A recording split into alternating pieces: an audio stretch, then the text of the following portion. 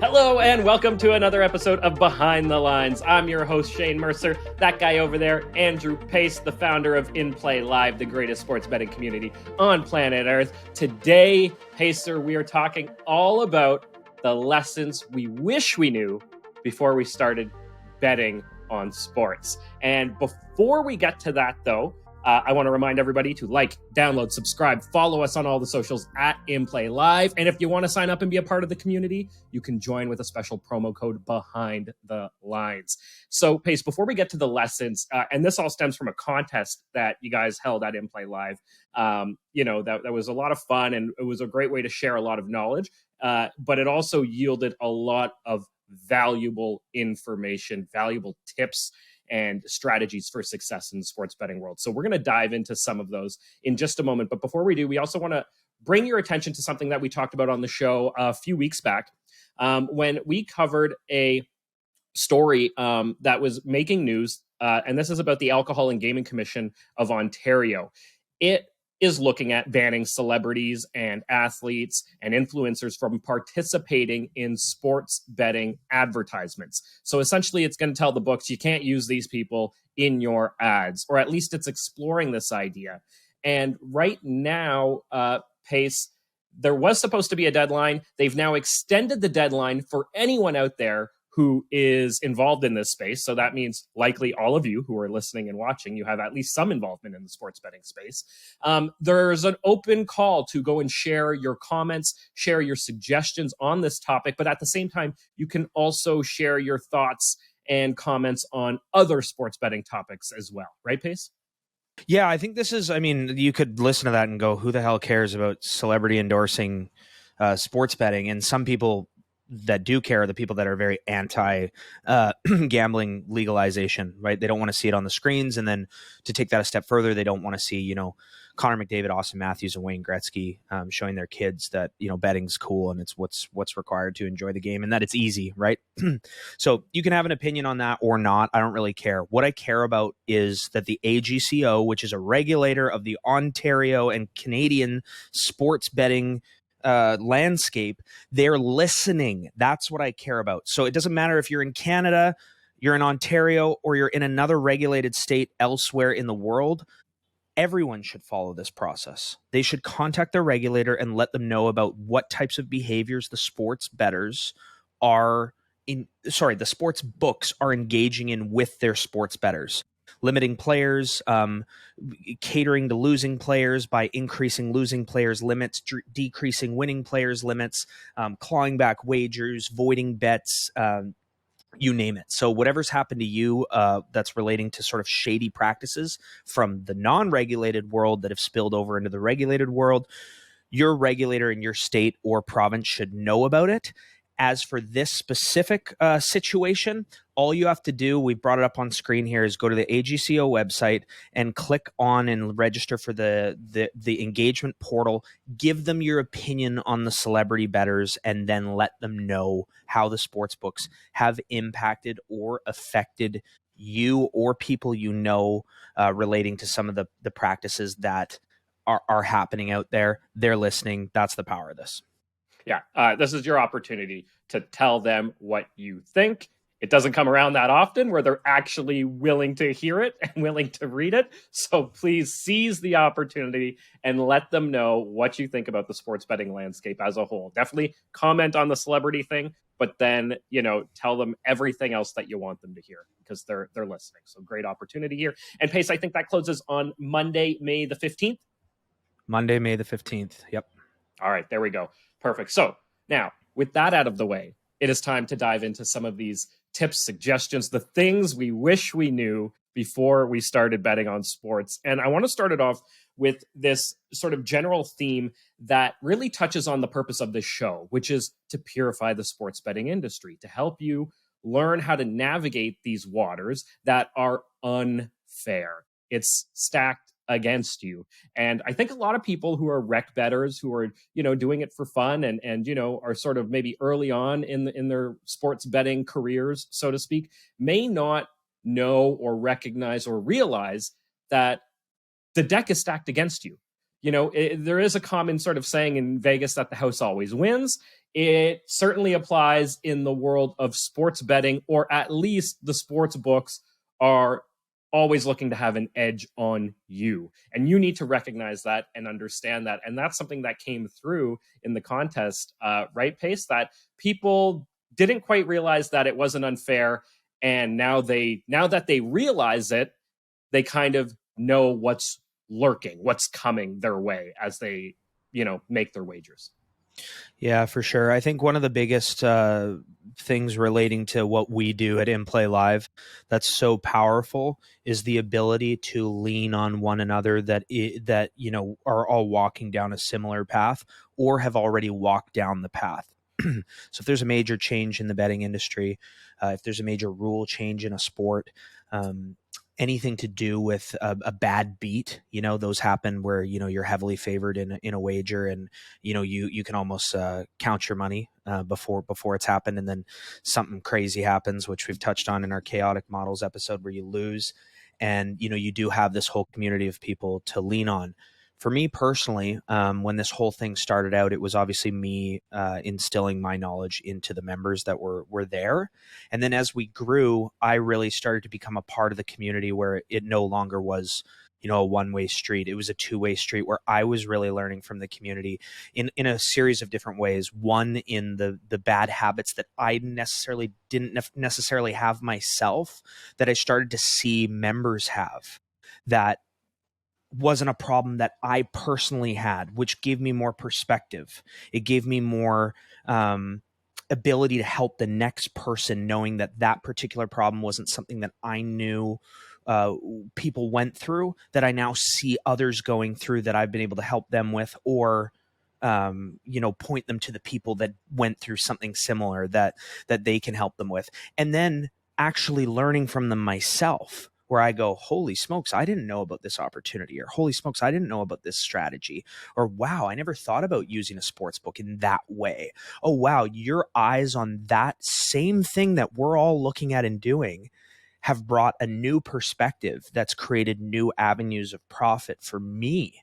So the power of bouncing ideas off of each other, and the power of learning together and then failing together, so that you can lean on the people going through those same things as you, and yes, turn to the ones that have walked through it before for support and help, is priceless.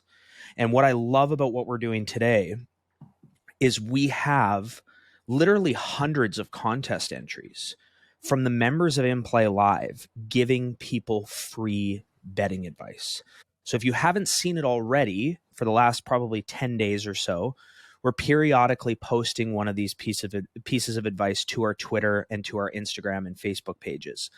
And sometimes you might know what that piece of advice already was. You're like, oh, that's a no-brainer. But then one might come along that actually might change the outcome of your life forever, or the way that you bet forever.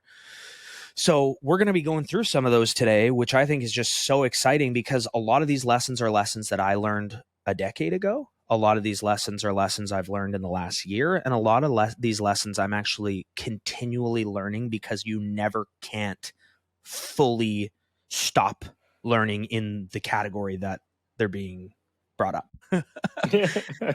Yeah, they're really like you said, they can really totally change the way that you view sports betting as a whole. And there's some absolute gems that we're going to bring up today, and I want to get into one right now that comes from one of our more interesting members. We have a lot of great members in the community, but Ray the Caddy is a really kind of a special character, as you're all going to see here in just a moment. And this takes us on to our next topic, which is betting live. And a lot of people didn't really totally understand the value in live betting, which is being promoted heavily by the sports books. But what they don't promote is just how valuable it can be. So here's Ray the Caddy.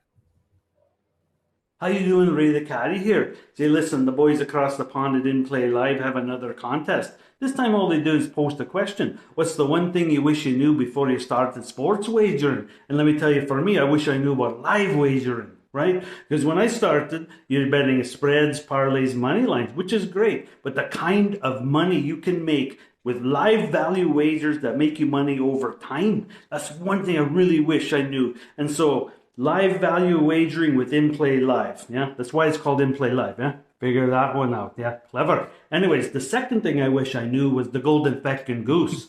He's part of the club. That guy's like a living cartoon character. Not only will he make you a lot of money, but he's worth the price of admission if you just join. Right. He's like my Uncle Seamus when he has too many pints at the pub. Next thing you know, he's up on the bar singing The Gambler. Yeah. So check out inplayLIVE's Instagram feed. You'll know what I mean. Anyways, Ray the Caddy out and live value wagers with inplayLIVE. Ray the Caddy with the big shout out to the Golden Goose. For all of you who don't know the Golden Goose, that is Kenny, one of our members who is on the streams often with Pace, calling out live wagers. And yeah, he can be pretty entertaining to say the least. Yeah, and one thing that I knew when Ray started making these videos was that he's actually not Scottish. And I just learned before the broadcast of the show that my brother, who's actually met him face to face, didn't even know that. So for anyone that knows Ray the Caddy and has followed his tales and his posts that he makes with our group, he's an actor. And a damn good actor at that. So his persona Ray the Caddy is Scottish, but he is not. So, well, he really does a great job with that accent, but he highlights this really great purpose that inplayLIVE is built around, which is live betting. And, you know, we have a couple of other people who also sort of made this same comment. And, you know, one of them saying, you know, you can't find 100 profitable games to bet on every week. In fact, it's almost impossible to find 100 profitable games to bet on in a month. But betting live during games greatly increases your opportunity to find profitable bets tenfold, crucial to long-term success. And that's what it does, right? Live betting really sort of increases the volume of great opportunities. Right. I think that's one of the reasons why also too bad beats don't impact me the way they do a pregame better. You know, you can have this amazing pregame wager where, you know, you got the line that you wanted, you got the right line movement that you were looking for, you analyzed it and it's going just how you had planned, and the whole game goes by and then in one moment it's gone and you get this really bad beat and, you know, it's a lot lower volume. The more volume that you have, the more you find out whether or not something is or is not working. So with live betting, if you do have a strategy that is working, you might be able to put that, you know, into practice with the volume of potentially multiple wagers in one game, let alone the whole slate of games that day or that week. So you oftentimes will see pregame sports bettors that are the best of the best. They got these razor thin margins, you know, these really small edges, and you have to make a high volume of wagers, but then they just don't have the opportunity to do that in some sports and in some seasons. Really good example being the NFL. The NFL is not a high volume sport.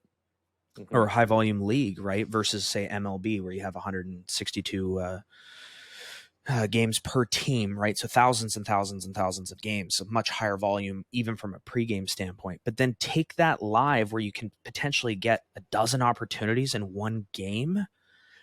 You know, that's where the volume really opens up, and that's a dangerous thing, right? Mm-hmm. Which is one of the reasons why we see live betting advertised quite a bit.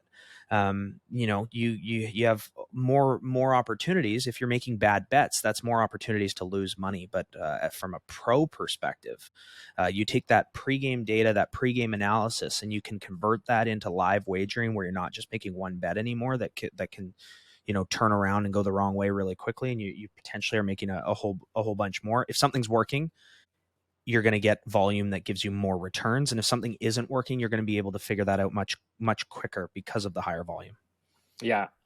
So, you know, betting live gives you that volume to work with, but it can sometimes be a double-edged sword.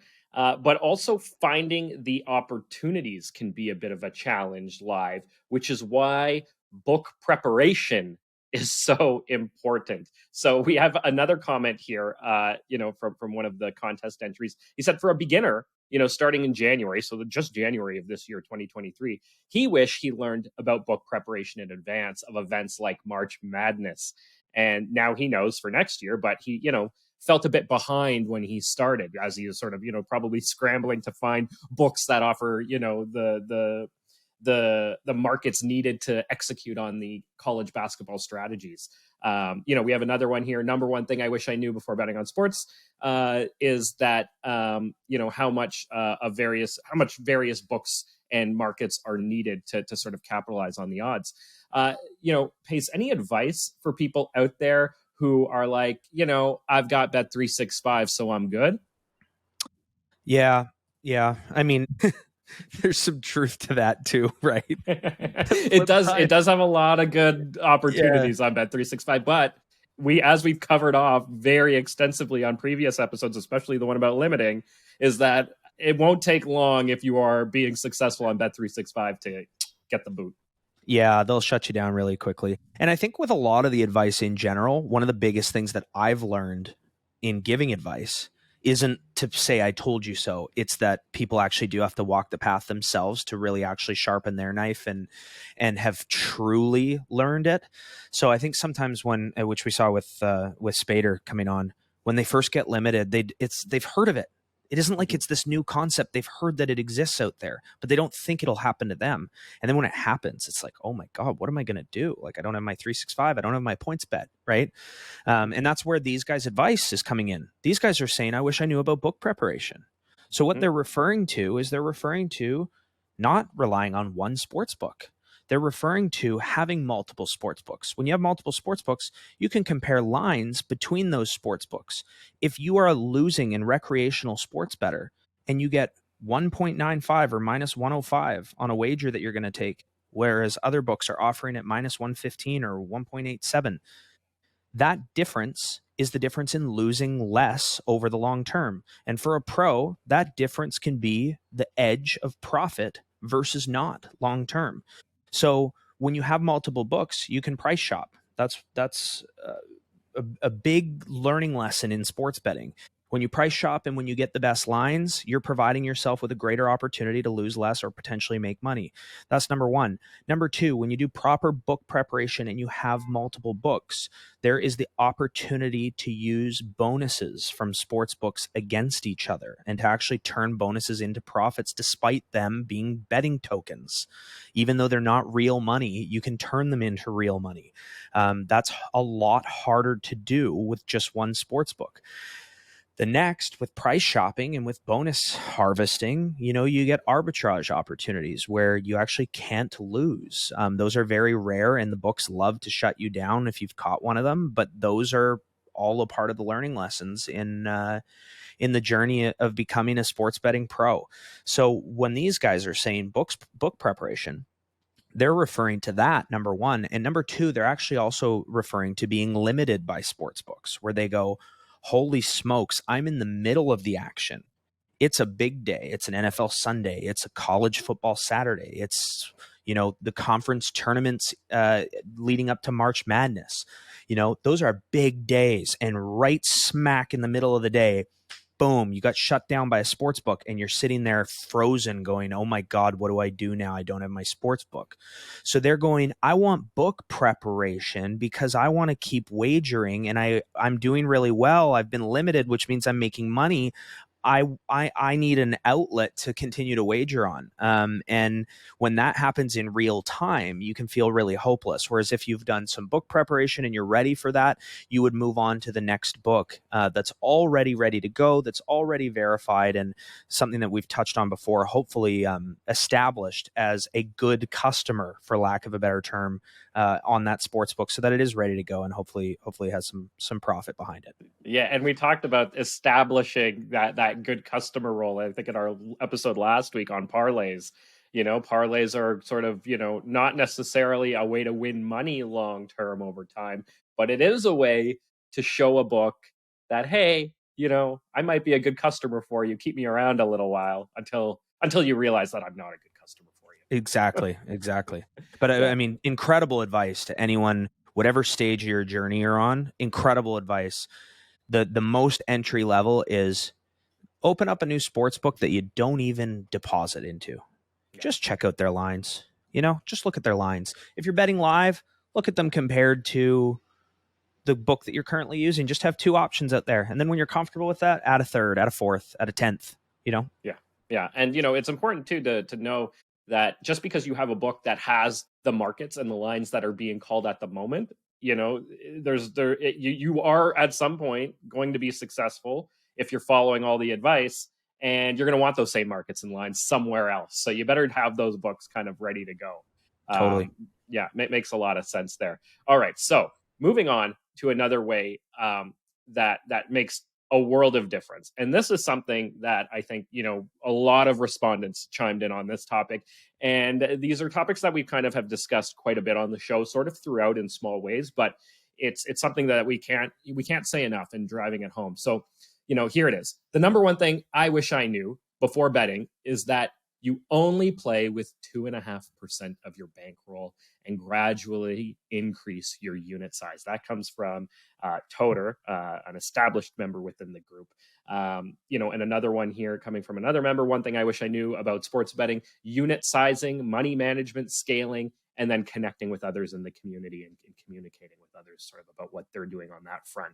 So, money management, we've talked a little bit about this numerous times in each episode, but it just keeps coming up because it is so important, and it is probably one of the most important aspects. And money management, is what is your unit size, and then how is your unit size adjusting over time as your bankroll grows. And it really sort of it prevents you from losing too much at any given time, right, Pace? Totally. The harsh reality of this industry is that it is gambling, right? And we hate the G word at inplayLIVE. We like to invest in sports. So if you're not deploying proper money management, even if you are making wagers that actually have an edge for the player and not the house, you will always go broke regardless of the loss percentage. So regardless of the chance of you losing when you're deploying money irresponsibly, there's always going to be a time that things sort of turn around for you. There's a couple really famous movies that I like to reference relating to poor money management that I'm sure the casinos love, because there's gambling films that are out there. They're really famous, right? So I'll tell the first one from Rounders. Yeah, great movie. Rounders is entirely built around Mike McDermott being an absolute prodigy. He's a poker savant. So it justifies his behavior in the film through its entirety without questioning what he's actually doing. And because it's a feel-good story in the end, Mike McDermott takes money that is not his. He goes and sits down at a poker table with 100% of that money in one game. So in Rounders, he wins. Right? So I'll now give the next example, which is Mississippi Grind, right? Another poker savant, right? This time he's playing with his own money, and he's on a hell of a gambling run, and he sits down at a table with his entire bankroll. And there's a 2-outer in order for him to lose, which I think usually you're a 98% favorite, right? So the 2-outer comes, bang, bang, and he loses his whole bankroll in one hand. Did he get his money in good? Yes. Did he make the right decision at that time by deploying what was available to him and getting that action in? Yes. But he should have had, in poker terms, 10% of his bankroll on the table, no more than 10% at one particular time. So if your poker bankroll was $100,000, you would want to have sat down with an absolute maximum of 10%. So that 2% 2-outer that cost him his whole bankroll, you could be like, oh my God, that's a bad beat. How the hell did that happen? You're so unlucky. But that never will not happen, because 2% is 1 out of 50. So if you keep putting yourself into positions where you are a 98% favorite, where 1 out of 50 times you're going to lose, it is a guarantee that there will be a time where you lose. And when that time comes, you had better have a responsible amount of money on the table, in the sports books, deployed for that one bet, whatever it is. You had better have a responsible amount of money at that particular point in time. So Hollywood celebrates these stories, and I'm sure the casinos love that they celebrate those stories. But for our members, and going back to our previous advice about live betting, it's high volume. So if you take any one of your potentially thousands of opportunities that you get in a month and deploy an irresponsible amount of money, and you do that consistently, it is without question and an absolute guarantee that you will get bit, and you will get bit bad. So we are constantly reminded, myself constantly reminded, Shane, yourself constantly reminded, to manage your freaking money. And that's why people wish that they had known it beforehand. But the flip side is you don't learn unless you go through that loss that bit you. Yeah, I think everybody learns from it when they do get bit.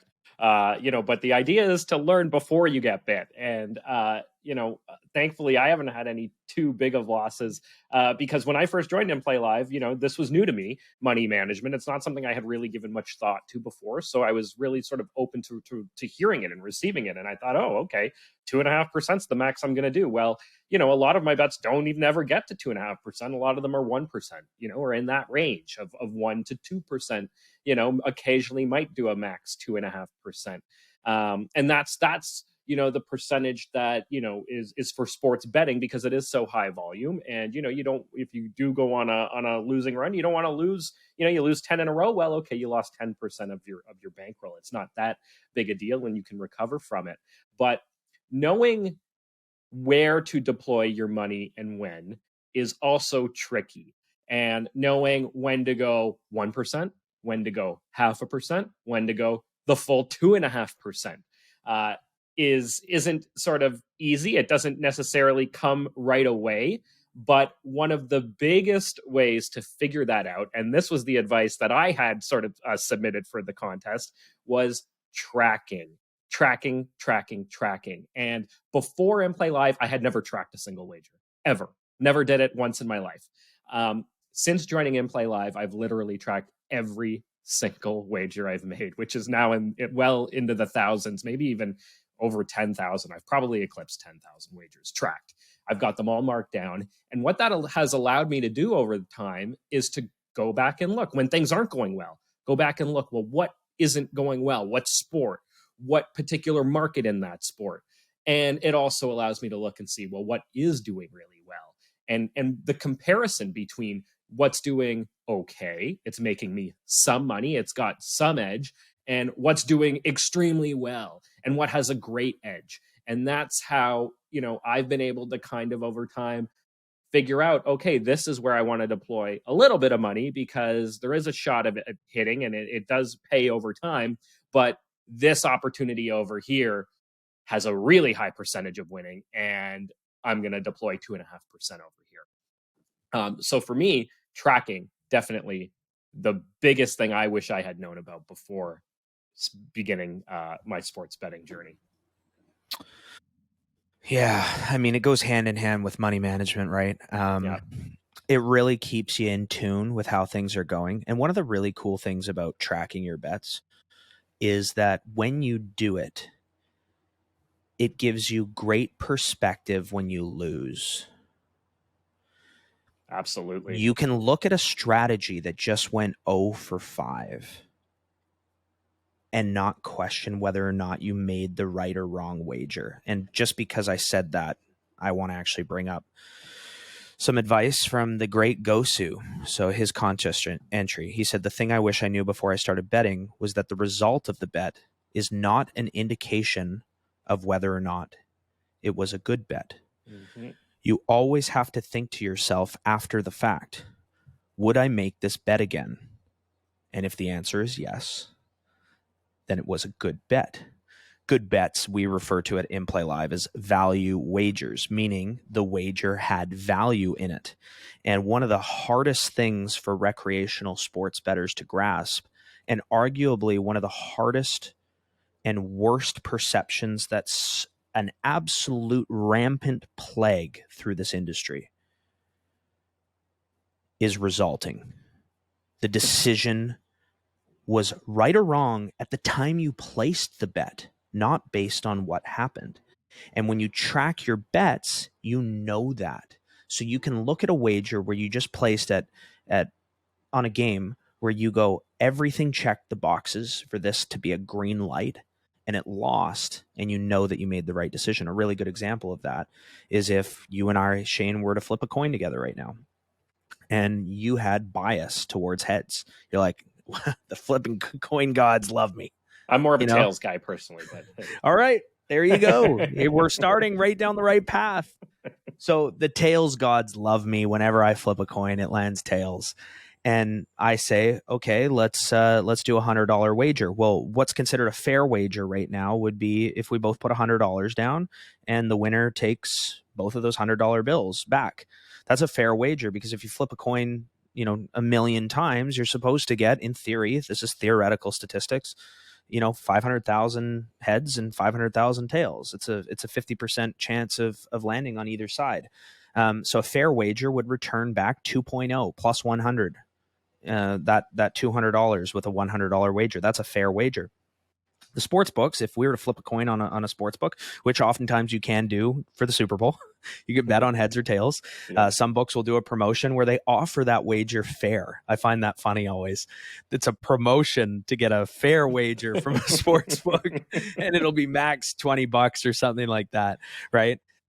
But what the sports books will do is they'll have a vig or vigorish, which is the cut that the house takes. And, you have minus odds on both sides. So rather than getting $200 back on that coin flip, I might get $195 or $190 back. And that little difference of that, $10 on the $200 example I just gave is how sports books make money.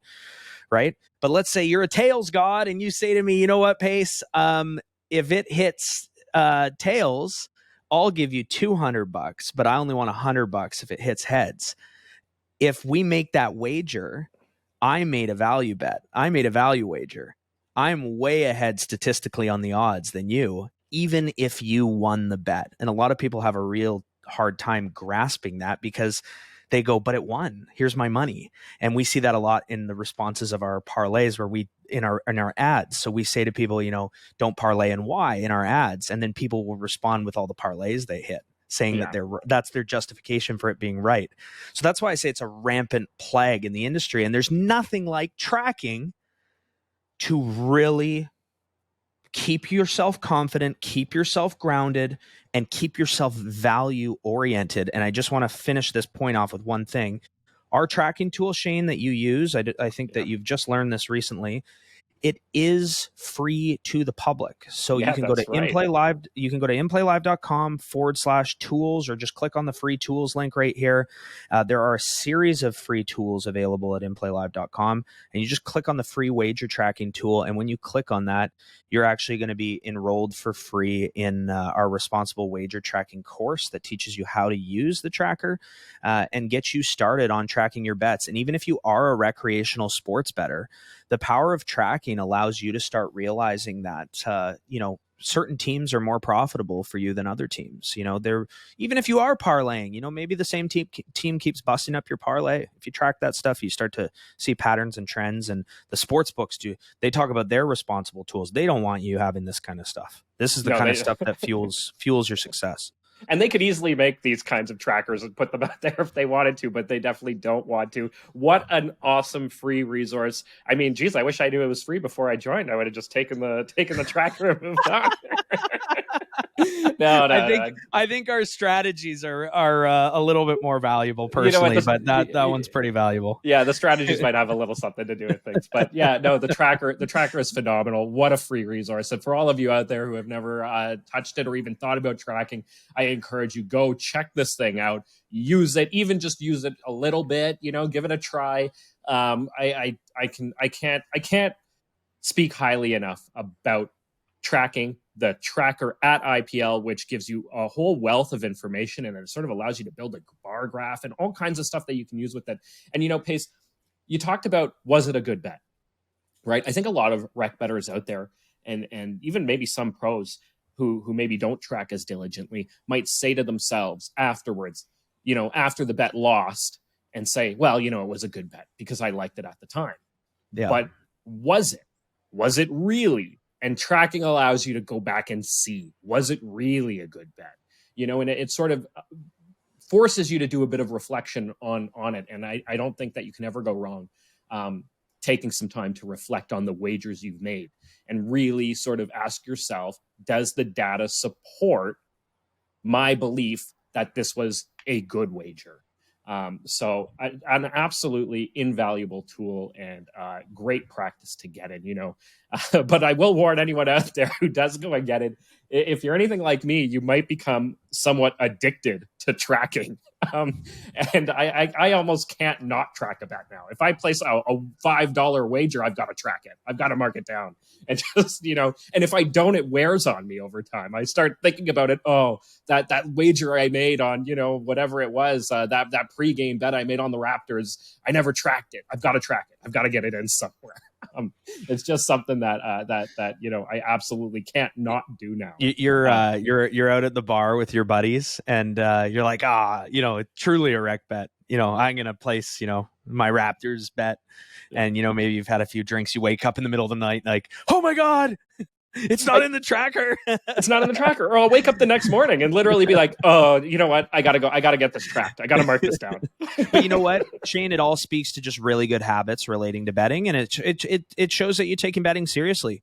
You could be a terrible sports bettor and you start putting these practices into place. You're not going to be terrible forever. You might not be great, but you're still going to, you know, you're going to really improve overall with what you're doing. You're going to become much, much better and lose a lot less, you know, absolutely. That's 100%. You will lose less, guaranteed. Yeah. And if you really sort of, you know, bite the bullet and you take all of these pieces of advice that the show is giving you and that other members of the community may be giving you, you know, and you put it all together, well, you can do more than lose less. You can certainly make a lot of money. Totally. And a lot of that, though, also comes down to mindset. So, you know, I talked a little bit about how tracking's kind of changed my mindset in a lot of ways. But mindset applies to so many aspects of this game that we're playing with the sports books. And it can't be understated how mindset really is everything. When you have the practical tools and you know the strategies and all of those sort of fundamental things, it becomes almost entirely about mindset. And I've got a great piece of advice here who comes from one of inplayLIVE's very, very successful members. And this is Azan, who says, before I started sports betting, I wish I knew the mental strength required to stay the course and continue to lock in value when bounces don't go our way. So sort of really moving away from that resulting that you were touching on, Pace, and you know, building up that mental strength, that fortitude to not get caught up in resulting and to rely and trust your data, trust your process. I think that would, you know, a really sort of valuable piece there because it does take a lot of mental strength, right?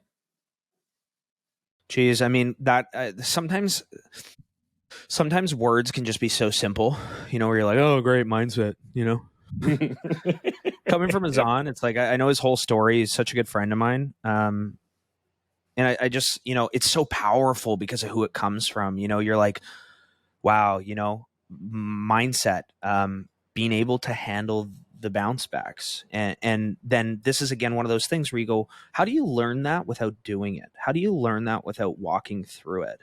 And that's one of those things with his advice is you go, well, you can't. All you can do is look to guys like him that are telling you that are being leaders, that are inspiring confidence, where you go, hey, dude, you just made the right decision. You made a great wager.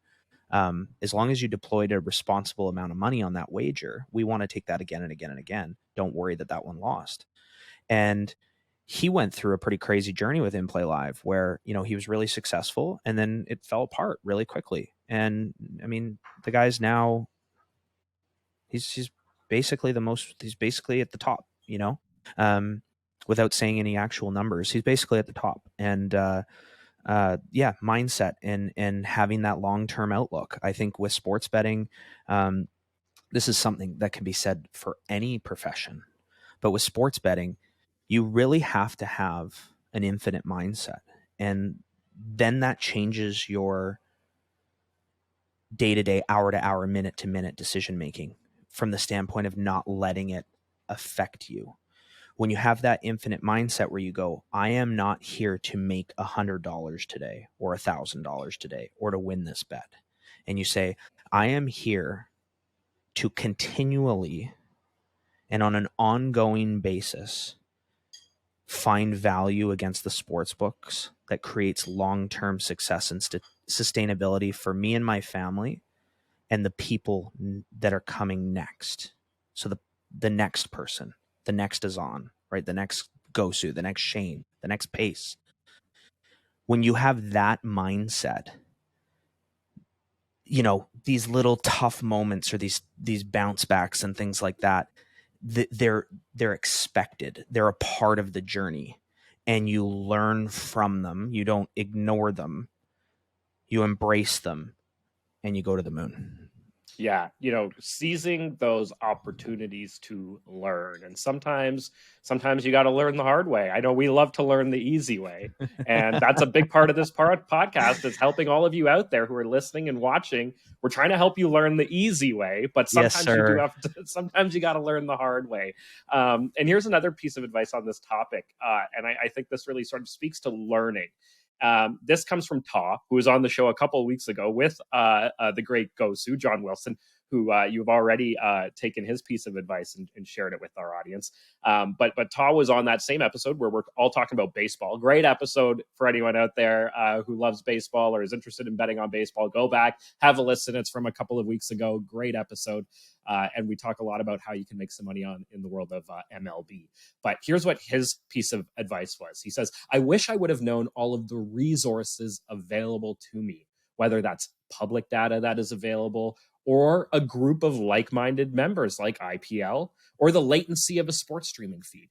You know that you don't have to do it all on your own.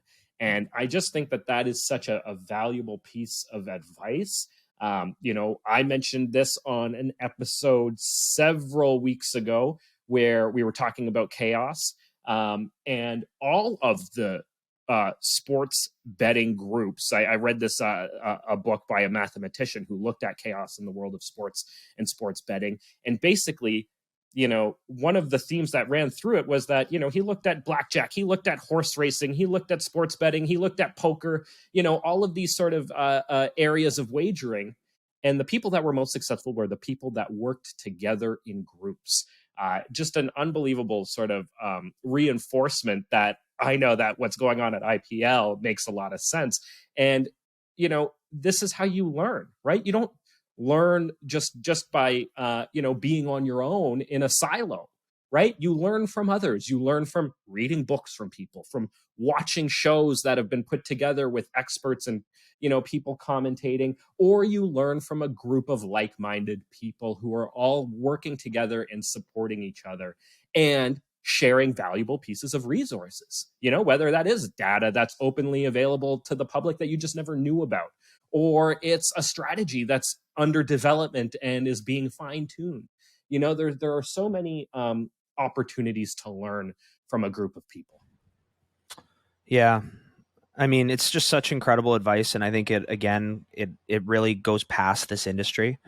When you have a team and you personally have a weakness or a flaw, is rather than working on your weakness or flaw, you focus on your strengths. You focus on what you're great at. That allows for another team member to be the resource or liaison for your weakness, provided that it's one of their strengths.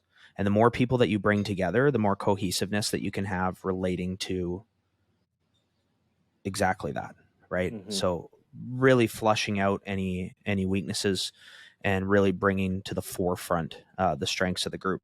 Now apply that to sports betting and a team of bettors. Well, Todd Goodman, a really good example of a guy who's a baseball pro. I haven't been a baseball pro in my past.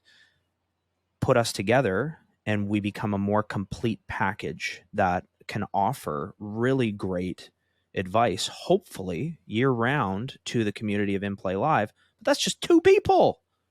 What about the hundreds of other people that all have their own set of strengths and skills that are all bringing those to the table? So yeah, I think that's really powerful advice, and I think that's something that everyone can apply.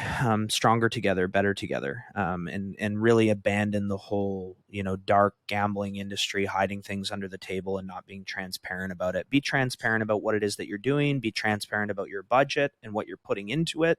Be transparent about the wagers that you make. Hey, you know what? I did bet too much on that game. And I did learn the hard way, that game lost, and I was irresponsible with the amount of money that I deployed. You can't learn if you don't acknowledge. And if you're not acknowledging, what it is that isn't or is going well, you don't have the opportunity to improve. And again, like you said, you have a team to help you with all that stuff. If you can be transparent about those types of things, it's crazy how many people will be there to walk you through it and help you through it, if you're in the right place. Yeah, it really is truly remarkable about how, how there are so many who are, they start off as strangers to you, but they're willing to help because they've been there before and they know what's waiting on the other side. And because they've experienced the other side, they want to bring you there. That's why we host this show, right? We want to bring more people to that side to show them, hey, this is possible.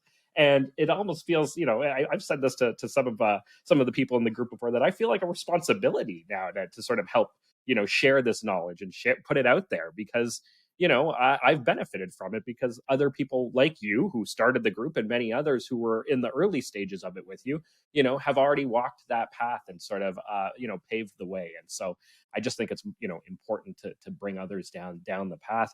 But I want to get into another aspect of mindset here, because when you are in a group like we are, there are many different people who have an expertise in various sports and various markets within these sports, and they're calling out wagers, right? And they are very likely value wagers because they've been in the community for a long time and they know how to identify value wagers, but they have a system that works for them.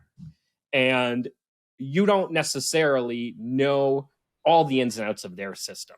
And so it can lead to this idea of FOMO, fear of missing out. Yes. And this is a big, big part of the sports betting life. When you are in a group of really smart bettors, it can be difficult to sort of overcome this idea of FOMO. So we have one person here who says, one thing I wish I would tell my old self about gambling is that many times you win by not betting.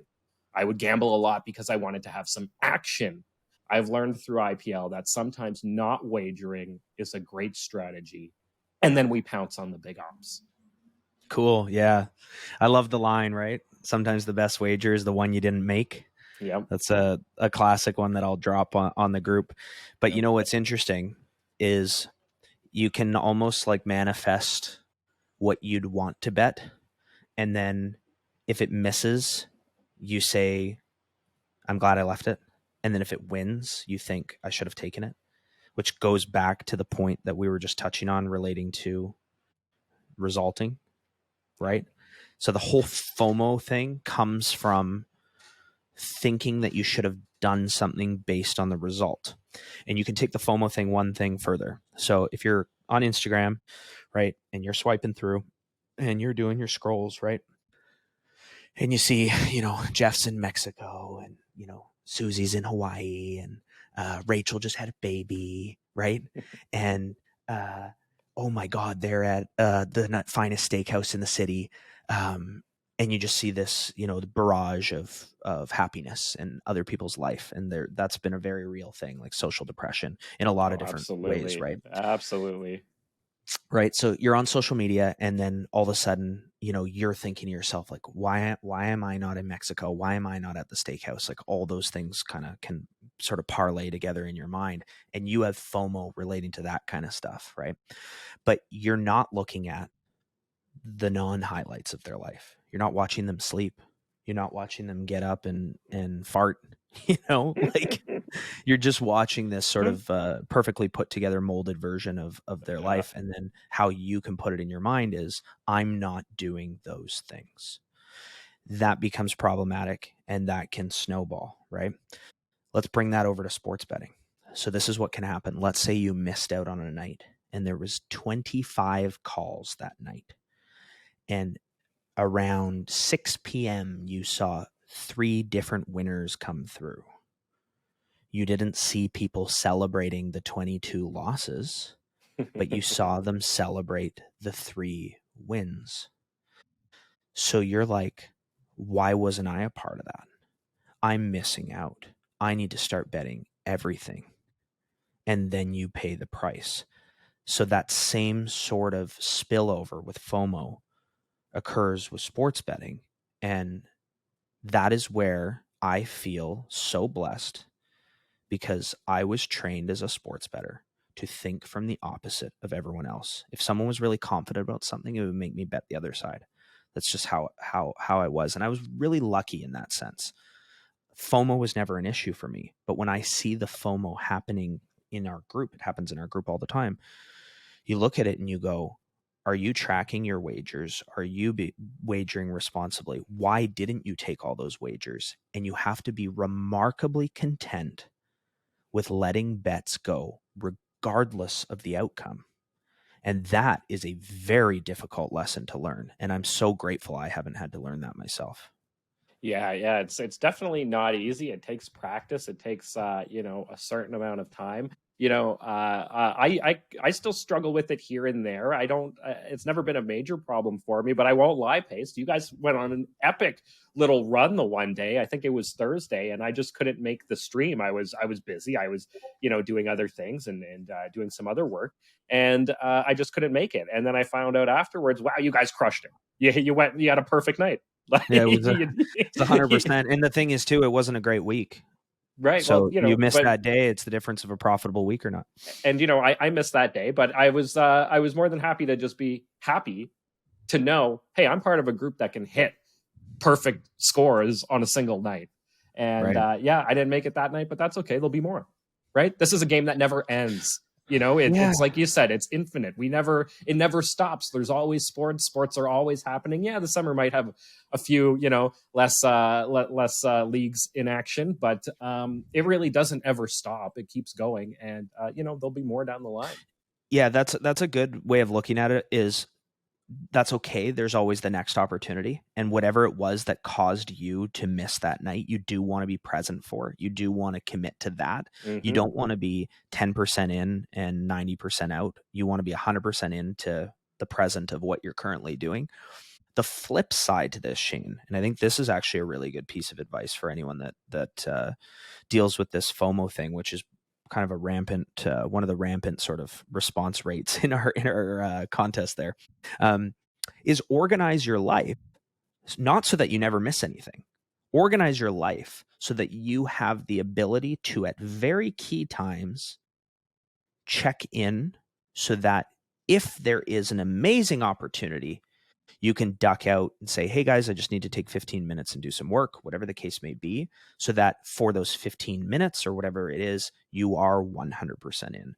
And that is actually very possible to do with sports betting. One of the things that people close to me know is that you're more likely to get a nice brunch or lunch with me than a nice dinner, right? So I've organized my life in a way that sports betting is a huge priority for me because it is a driver of my success. That would be very difficult to do if you didn't communicate with people, you weren't transparent with people, and then all of a sudden you're trying to do it. It wouldn't add up to anyone. It wouldn't make sense. So does that mean I'm in 7 nights a week, 365 days of the year? Hell no, right? I'm going to miss tons and tons of calls and not FOMO over them at all. But there's certain days, certain times, certain games, certain situations in the year, be that March Madness, be that, NFL Sundays, whatever the case may be, those are days that are blocked off for me. Yeah. it's like you said, you got to be transparent. You got to be open and honest with the people that are in your lives, whether it be your family, friends, whoever it is, the people that you love, because yeah, they're going to ask questions, and you don't want to be hiding it, right? That's the last thing you want to do, and that can have a really negative impact on your mindset when you're wagering if you feel like you're doing something wrong. Right? If you feel like you're hiding something, and that's the last thing you want. And yeah, you want to make sure that you're prioritizing certain things in your life and being sort of, all in on them. I absolutely love that. Now, here's the next piece of advice here, and I think this is sort of it sort of falls between this category of mindset and the next one we're talking about, which is the life changing potential that sports betting offers. And I just want to touch on this piece of advice that came in, and it's something that I keep trying to tell people when I tell them about what I'm doing, and for the friends that I'm encouraging to have a look at it and explore it, and then for the people in my life that I know won't be interested in it, but to sort of explain what I'm doing. But this is a great piece of advice here. Sports betting is not a get rich quick scheme. But inplayLIVE has certainly made me richer very quickly. And I love this piece of advice because I think a lot of people, when you first tell them, oh yeah, I've joined the sports wagering community and we're betting on sports all the time, they're like, what is this, some kind of get rich quick scheme? And it's like, no, it is not a get rich quick scheme. And I understand that people might think of it that way. Right. And even for rec bettors out there, and for all of you listening who have never been a part of inplayLIVE and are thinking about it, inplayLIVE is not a get rich quick scheme, not by any stretch of the imagination. It is a learn a lot. It is a work hard, and it is a have fun, but do it responsibly and consistently over time way of making money. It definitely does not happen overnight. It takes a significant amount of time, and it takes a lot of patience, right? A lot of patience, a lot of humility, being open to learning, and just really embracing a lot of the tips and knowledge that we're giving you here on the show in this episode, and learning how to apply it and learning from a group of like-minded people. Yeah, it's so well said. Yeah, we definitely work hard, right? We have fun. Absolutely. And you got to love it, right? So, there's all that whole notion out there like, oh, I love my job and all that kind of stuff. I sometimes the weekends and the weekdays blend in for me because they're all the same. Whereas, obviously a lot of people are so excited when it's Friday and, then they dread going to work on Mondays, right? And then they say they love their job, right? I actually love this stuff. It's so much fun, and that's where things can really blend in together. But from the standpoint of, it's certainly made me richer. You could say that about any investment class, right? Any type of asset where you go, hey, my stock portfolio has done really well. I've increased my wealth from investing. My real estate is now become a passive income stream for me because I have a renter in my condo and it pays me every single month. There's some sort of sports betting that sort of fits into that whole investment thing. Certainly if you take the approach that we take.